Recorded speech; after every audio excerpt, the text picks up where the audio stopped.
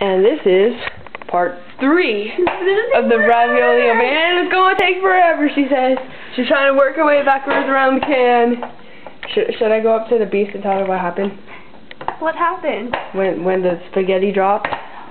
No? Nothing happened. Okay. Then I'll just go tell her. She has to come down or else something will happen. Okay, I will. Something will happen. So I'm going upstairs to tell the beast. Hello, my friend. Do you want to know what happened? Yes. You want to know what happened? Yes. Nothing happened, but if you don't get your butt down there, Stephanie says something will happen. And she's coming back up to tell you that herself. And she stomps in with her poo. Oh, down goes poo.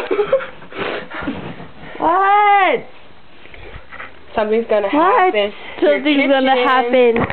I don't care. She doesn't care. She doesn't care. Let's go see what happens. No.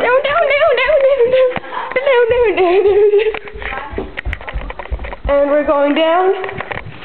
And Stephanie's coming down really slowly. Really slowly. And I think that's